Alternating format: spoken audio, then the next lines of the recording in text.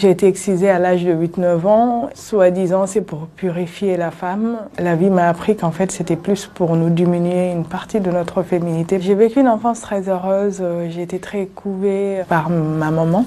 En particulier, je me rappelle avoir été une petite fille très espiègle jusqu'au moment où m'est arrivé cet épisode en fait. L'excision, c'est une ablation, donc on vous coupe le clitoris, on vous déverse de l'alcool à 70 degrés sur une plaie ouverte pour éviter les infections.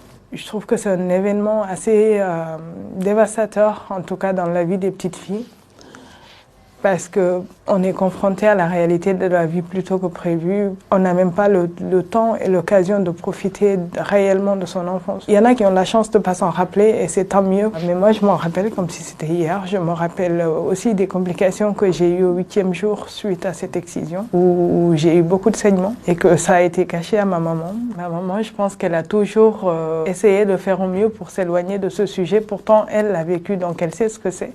Mais c'est les voisines qui sont venues me chercher. Elle était là, mais elle était en larmes, elle était en panique. Pendant cette période d'excision, j'ai vécu chez des voisines. Alors que j'avais juste besoin d'être proche de ma maman parce que quand on subit un truc pareil, c'est déjà compliqué. Et en plus d'être éloigné de nos parents, c'est encore plus difficile. Je pense que c'est une coutume qui existe depuis des années et des années. C'est tellement devenu normal et banal, on n'en parle même pas, c'est tabou. Je me suis toujours sentie différente en fait. J'ai toujours senti qu'il me manquait quelque chose. Et les conséquences, après moi je ne suis pas médecin, mais moi personnellement je sais que au moment de l'accouchement c'était compliqué. On ne nous explique pas réellement ce qui va se passer, on va juste nous dire que voilà, là c'est une cérémonie qui est nécessaire pour devenir une femme. Il y a les mamans qui sont heureuses en se disant que leurs enfants vont passer ce cap-là et passer à une autre étape de leur vie. Elles l'ont vécu, mais je pense qu'elles ignorent les conséquences que ça peut générer parce qu'on leur a vendu ça comme étant quelque chose de nécessaire.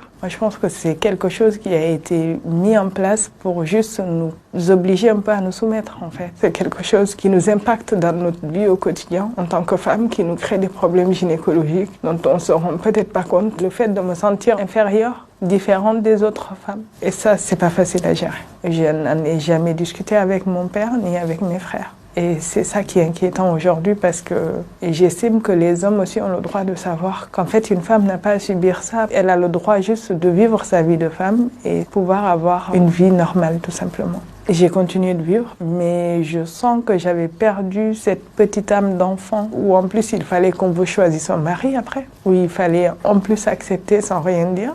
Quand j'étais plus grande, j'ai su dire non. J'ai toujours eu le soutien de ma maman. Mon père, au début, n'avait pas compris. Mais finalement, il s'est résigné, il a accepté. Je ne voulais pas continuer à vivre sous cette voûte de tout ce qu'on nous impose, en fait. Moi, je suis arrivée en France. Je me suis installée toute seule. J'avais 23 ans. J'ai connu le père de ma fille au Sénégal, mais on a commencé réellement à se côtoyer en France. J'ai continué mes études. Pendant ces mêmes années, je me suis mariée. Et j'ai eu ma fille en 2010. Et là, je suis divorcée. Et je pense que le fait d'avoir divorcé, d'être partie de chez moi, d'avoir tout recommencé à zéro, ça a réveillé en fait une partie de cette femme qui a envie d'être une vraie maman, qui a envie d'être épanouie, qui a envie de se battre, de se donner et d'aller de l'avant. Ça a mené au fait que je rentre en contact avec la Maison des femmes et je découvre qu'il est possible de faire une réparation du clitoris parce que ça, je l'ignorais complètement. Il y a plein de gens qui le prennent pour une réparation physique, mais moi je pense que c'est plus le moral. Ça répare notre mental de façon incroyable. Il y a un vrai accompagnement, des ateliers qui sont là pour retrouver une estime de soi. Et ça a été comme une révélation. Mais entre le moment où j'ai découvert ce journal et le moment où j'ai fait la démarche d'aller à la Maison des femmes, il m'a fallu 10 ans. La réparation, je l'ai vécue il n'y a pas très longtemps. Pour l'instant, dans mon épanouissement féminin, je ne peux pas en témoigner. Normalement, au bout de 10-15 jours, on reprend sa vie. Sauf qu'il y a eu quelques petites complications. Mais bizarrement, c'est des douleurs que j'arrivais à accepter. Parce que là, c'est mon choix, en fait. On ne m'a pas obligée. Dans ma vie professionnelle, je fonce la tête baissée, je suis meneuse, j'arrive à embarquer mes troupes. Dans ma vie de femme, je suis une personne qui manque énormément de confiance en soi, qui a du mal avec sa féminité, je pense. Mais suite à la réparation, j'ai retrouvé de la dignité. Pour moi, rien que ça, c'est une très belle victoire en fait. Il y a des femmes qui vous disent qu'elles sont excisées, mais qu'elles ne s'en rappellent pas en fait et que du coup, ça n'impacte pas leur désir. Je ne peux pas le dire. Moi, je sais que je m'en rappelle et je sais que ça a impacté ma vie de femme. Ça a impacté mon droit au désir, mon droit à l'épanouissement. Parce que j'estime que quand on est femme, on a autant le droit au désir et au bonheur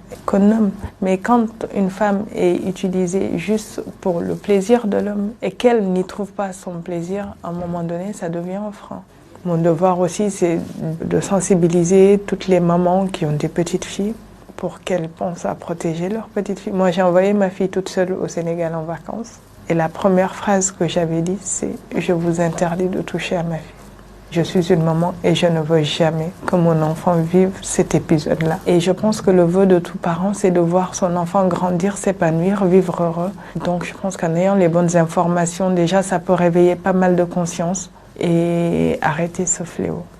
Si je pouvais parler à la petite fille de 8-9 ans que j'étais au moment de l'excision, je lui dirais qu'on a réussi en fait, qu'on s'en est sorti, que ce n'était pas facile, que je suis fière de ce que cette petite fille est devenue parce que cette petite fille a finalement su prendre sa revanche en quelque sorte en ayant fait le choix de reprendre la dignité qu'on lui avait volée à 8-9 ans et de se sentir à nouveau femme, de se sentir à nouveau une maman digne.